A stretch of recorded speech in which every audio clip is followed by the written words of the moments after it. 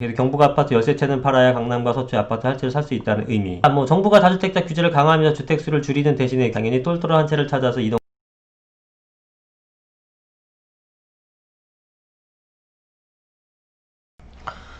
안녕하세요. 반갑습니다. 이승훈 소장입니다. 자, 경북 아파트 6채 이상 팔아야지만 서울서 한 채를 산다. 서심해진 양극화. 이런 기사가 있는데요. 우리가 양극화가 심화되고 있다라는 것은 이제 뭐 곳곳에서 느낄 수 있지만, 그건 이제 수치적으로 얼마나 될까라고 이제 구체적으로 찾아보신 분은 별로 없을 것 같은데, 이 기사를 통해서 대략적으로 한번 알아보도록 하겠습니다. 자, 강남 서초와는 13배 차이가 나고 서울하고는 6배 정도 차이가 나는 모습을 보이고 있습니다. 경북을 기준으로 했을 때. 자, 이런 현상이 나타나는 이유는 다주택자를 규제하고 똘똘한 한 채 현상이 생기기 때문에 그렇죠. 여러분들도 똘똘한 한 채만 가져야 된다. 경북에 있는 아파트 갖고 싶습니까? 강남에 있는 아파트 갖고 싶습니까? 이거는 뭐 누구한테 물어봐도 뻔하고 경북에 계시는 분들한테 물어봐도 사실은 당연히 서울을 갖고 싶다고 말씀을 하시겠죠. 그래서 똘똘한 한 채 현상이 지속되고 있는 현 상황에서는 당연히 양극화가 벌어질 수밖에 없다라는 거죠. 자, 감정원에 따르면 지난 8월 서울 아파트 평균 매매가는 8억 8천입니다. 직전 7월보다 조금 더 올랐고, 자, 그 다음 2등이 어디냐면 세종이에요. 세종이 경기보다도 높네요. 한참 높습니다. 세종이 지금 5억 원을 돌파했대요. 그 다음에 경기가 4억 원, 그 다음에 인천이 3억 원 정도 수준이고, 얘네가 순서대로 집계됐으니까 나머지는 인천보다 낮으니까 대부분 3억 미만이란 뜻이 됩니다. 거기에 이제 가장 낮은 것들을 기준으로 하게 되면 경북이라든가 강원, 그 다음에 전북 순인데 다 전부 1억 4천만 원대에서 횡보를 하고 있는 모습들입니다.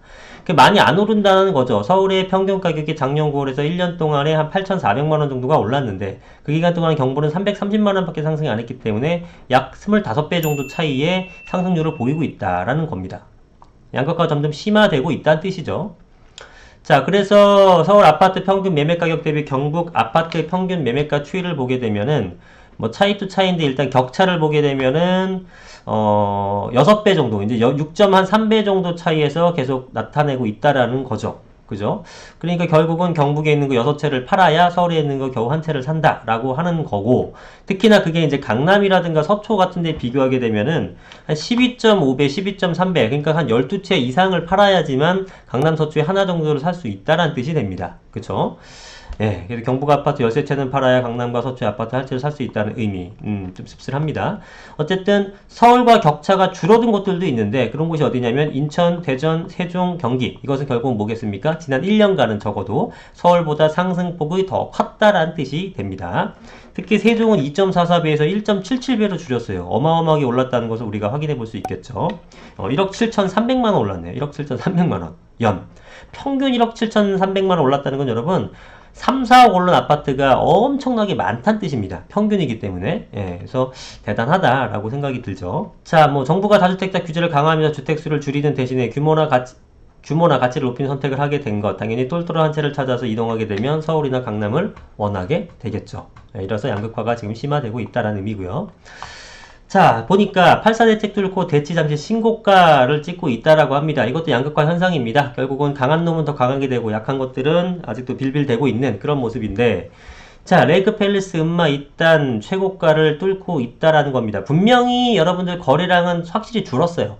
거래량은 매우 많이 줄었습니다만 그 와중에서도 계속 실거래가가 신고가를 찍고 있다는 뜻입니다. 한번 볼게요. 서초구 반포 등에 있는 반포 자이 아파트는 46억 원입니다. 전용이 이사 사니까 이건 한 90평 정도 되는 것들인데 평당 그래도 5천만원이 넘는 것들이고, 도곡렉슬 같은 거는 이런 정도면 한 42평, 43평형일 것 같은데요. 요거 31대 7천. 그러면 이것도 평당 7천원 되죠. 압구정동은 30억 5천. 미성 2차. 압구정동은 이제 그 압구정동 중에서도 어떤 이제 단지에 따라서 가격 편차가 좀 나는 편입니다. 30억. 레이크 팰리스는 잠실에 있는 건데 27억. 51평 정도 되고요. 그 다음에 강남구 대치동의 음마아파트도 31평형이 22억 2천으로 계속 신고가를 찍고 있습니다. 대치 삼성 1차 같은 아파트는 뭐냐면은 이거 오래된 아파트입니다. 20년차 된 아파트예요. 2000년에 지어진 아파트인데 근데도 신고가 25억 5천에 지금 거래가 되고 있다라는 겁니다. 그죠? 사실 20년차 아파트면 여러분 생각에도 뭐 이거 신축도 아닌 것이 그렇다고 뭐 재건축이 될 것도 아닌 것이 좀 애매하잖아요. 그래서 보통 15년차, 20년차 넘어가는 거 리모델링 진행 안 하는 것들은 사실 가격대가 굉장히 좀 상승률이 되게 작은 편이거든요. 그러나 관계없다. 이거는 왜? 대치동에 있기 때문에 난 대치에 있어 요거 갖고 그냥 승부를 봐도 사람들이 다 인정을 해준다. 그러면서 그 입지도 굉장히 중요하다라는 거죠. 여러분들이 집을 구입할 때 역시 가격이 팍팍 뛰고 있다라는 겁니다. 자, 심지어 삼성, 대치, 청담, 잠실 같은 경우에는 지금 토지거래 허가 구역인데 신경 안 쓴다라는 거죠. 나는 이제 똘똘한 한 채를 가져야 되는 거니까 진짜 핵심 지역에 들어가겠다라고 해서 이런 동네로 들어가는 겁니다. 누가 뭐라도 삼성, 대치, 청담은 우리 명실상부한 우리나라 최고 지역들이기 때문에 2년 거주하면 되지 뭐 하면서 들어간다라는 거죠. 왜냐면 어차피 다주택 갖고 있으면 좀 부담스럽거든요. 주임사 놓기도 좀 힘들고 이제는 뭐 여러 가지 제약이 있기 때문에 그냥 갖고 있자니 보유세 부담이 되고 이러다 보니까 똘똘한 한 채를 갖게 되면은 확실하게 좋은 곳으로 가겠다라고 하면서 이제 이런 지역이 들어가는 겁니다. 자, 지금 보시게 되면은요, 거래는 굉장히 줄어들고 있다는 얘기가 나옵니다. 자, 지금 보시면 월별 아파트 거래량을 보면 6월 강남구 송파구는 각각 780건, 1160건에 달했지만 8월 달에는 얼마? 110건, 140건, 거의 뭐 10분의 1 토막 정도 수준이 떨어졌단 말이에요. 거래 절벽 현상이 본격화되고 있다. 근데 이제 여러분들이 좀 헷갈려 하시는 게 뭐냐면, 잘못 알고 있는 것들이 뭐냐면, 거래량이 줄면은 가격이 떨어진다라는 단순 논리를 너무나 믿고 계시는 것 같아요. 그게 아닙니다. 예, 그거는 뭐 인구가 줄니까 부동산 가격이 떨어지, 이 수준보다도 더 뭐 잘못 해석하는 거예요. 자, 여러분들 거래량이 없다라는 것은 두 가지 관점에서 해석을 할 수가 있어요. 첫 번째, 매수자가 없다. 매수자가 없는 상태에서 거래량이 없다라는 것은 뭐겠습니까? 가격의 하락을 의미합니다. 지금 지방시장이 그렇죠? 물량은 좀 있는데 살 사람이 없네? 가격 떨어지는 거죠. 그런데 강남 같은 데서는 어떤 현상이 생기냐면 역시 똑같이 거래량이 없지만 이것은 뭐다? 이거는 매도자가 없는 겁니다. 즉 매물이 없는 거예요. 왜냐면 다 똘똘한 한 채 갖고 싶은데 왜 팔아 이거를? 지방권 팔아도 내 건 안 팔 거, 강남에 있는 건 안 팔 거 아니에요? 사람들도 매수자 입장에서도 사게 되면 똘똘한 거 사겠지. 그러니까 수요 초과 현상이 생기는 겁니다. 사고 싶은 사람은 여럿 있어요. 그러나 팔 사람이 없어. 그러다 보니까 거래량이 없고 하나하나 나오는 거는 당연히 매도자 우위시장이니까 신고가가 신고되는 겁니다. 그래서 지방시장은 떨어지고 서울 강남시장은 강해지니까 양극화가 심해진다. 이런 현상이 이제 이런 것들로 우리가 확인해 볼 수 있는 것들이죠. 그러니까 거래량이 없기 때문에 앞으로 가격이 떨어질 거라는 거는 반만 맞은 얘기예요. 한마디로 옳은 얘기가 아니라는 거죠. 근데 여러분들은 그런 거를 좀 착각하는 분들이 많더라. 거래량 봐, 없잖아. 떨어질 거야. 이렇게 생각하시면 안 됩니다. 인구 줄어들 거니까 앞으로 떨어질 거야. 이건 뭐 제가 하도 많이 얘기해서 더 이상 설명 안 할 건데 그것보다 더 잘못 해석하고 있는 거다라고 보시면 되겠죠. 자, 여하튼 양극화가 대단히 심해지고 있다는 모습, 똘똘한 한 채의 선호 현상이 더욱더 강해지고 있다는 것을 우리가 확인해 볼 수 있겠죠. 자, 영끌은 그만 30대여 3기의 신도시가 부른다. 네, 30대 분들이 이제 영끌을 많이 했는데 저는 잘했다고 판단합니다. 잘했는지 안 됐는지는 여러분들 3년 뒤, 4년 뒤 봐보시면 알아요. 예.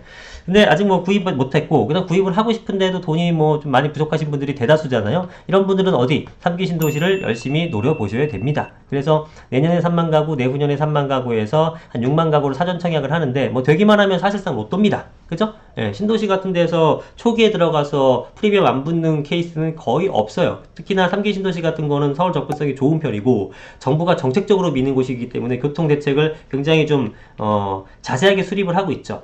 그죠? 예, 그래서 뭐 계획보다 좀 늦어진다고 하더라도 결국은 많은 수의 인구가 들어가는 곳에서는 궁극적으로 교통이 이제 들어가지 않을 수 없거든요. 그러다 보면은 가격이 상승할 수 있다라는 겁니다. 그래서 초기에 저렴하게 부양받으신 분들은 큰 돈을 버실 수가 있기 때문에 반드시 청약을 해보시라고 말씀드릴 수 있고요. 부양가족 가점 없기 때문에 무자녀 가구의 기회, 정말 기회죠. 우리가 일반적인 청약제도하에서는 사실상 불가능하잖아요. 그러니까 이런 걸 노려보시라. 단 이런 걸 노려보시라 하기 전에 이미 많은 분들이 여기에 관심을 갖고 있기 때문에 경쟁률은 어마어마할 것이다. 이거를 과연 뚫을 수 있느냐. 예. 뚫기만 하게 되면은 여러분들은 큰 걱정 없이 그냥 살아가시면 된다. 예, 그렇게 됩니다. 그러니까 반드시 이 무주택자 분들이나 관심을 가지셔서 이번에 꼭 내 집 마련을 하셨으면 좋겠다는 생각이 듭니다. 지금 시장에서 뭔가를 구입하기에는 여러분들 대출에 대한 제약이라든가 여러 가지 가격 상승에 대한 것들 때문에 좀 제한이 있잖아요. 그래서 이런 것들에 대해서 좀 노려보시라고 말씀을 드릴 수 있겠습니다. 자, 그 다음 추가적으로 말씀드릴 것은 3기 신도시가 이제 공급을 하는데요. 이 3기 신도시가 공급된다면 물론 적은 양은 아닙니다만 이것이 아까 얘기했었던 이제 3기 신도시 공급하니까 서울의 집값이 떨어질 거라고 착각하시면 또 안 됩니다. 뭐 설명드릴 게 너무나 많아서 잘 모르시는 분들이 많아갖고 자, 아까 뭐 강남이라든가 뭐 이런 또 도곡동, 잠실, 뭐 청담, 대치 이런 쪽에 지금 계속 신고가를 하잖아요. 와, 3기 신도시 분량 나오는데 이제 어떡하려 그러냐 이렇게 생각하시는 분들이 있는데 전혀 잘못된 판단이십니다. 자, 여러분들 생각을 해보세요. 여러분들이 강남에 집을 갖고 있어요. 3기 신도시가 완성이 돼. 팔고 갈 거예요? 절대 안 가죠? 여러분들 강남의 집값을 잡는 방법이 제가 없다고 전 생각을 합니다. 유일하게 있는 게 뭐냐면 강남급의 신도시를 만들어주게 되면 이동할 수 있어요. 결국은 강남에 대한 몰림, 수요 설림 현상을 분산시켜줘야 되는 거잖아요. 그죠? 예, 그러면 강남 사람들이 강남을 포기하고 그쪽 새로운 신도시로 옮기게끔 하려면 강남보다 더 낫다라는 인식을 심어줘야 되잖아요. 그럼 최소한 강남급이 돼야지만 이동할 수 있잖아요. 그럼 강남은 지금 왜 가격이 오르는 겁니까? 왜죠? 일단 교통이 좋죠. 학군이 좋죠. 직주 근접성 있죠. 모든 인프라 갖고 있죠. 커뮤니티도 훌륭하죠. 뭐 못 갖춘 게 없는 동네가 강남 아니겠습니까? 그런 거를 모두 갖춘 신도시가 나와줘야지만 이동할 수 있는 거예요. 그런 게 아니고서는 강남에 있는 사람들은 절대 이동하지 않습니다. 그렇기 때문에 신도시가 들어온다, 무슨 공급이 된다, 무슨 공급이 된다, 강남의 집값이 이제 떨어질 거라고 말씀하시는 분들은 전혀 부동산에 대해서 이해를 못 하시는 분들이에요. 그래서 강한 더 좋은 거를 갖고 있는데 그거보다 약한 걸 공급한다고 이 사람들이 옮길 리가 없잖아요. 그러니까 3기 신도시보다 낫다고 판단하는 서울의 시장이 별로 끄떡 없다라고 제가 말씀을 드리는 겁니다. 물론 3기 신도시가 생기면서 서울에서 이동할 사람이 없느냐? 있죠. 왜냐하면 지금 서울의 인구도 1000만 넘었다가 지금 900만대로 줄어들었잖아요. 그것은 경기도로 이동한 거예요. 그러나 그렇다고 그 가격을 떨어뜨리느냐? 그 요소는 아니라는 겁니다. 왜?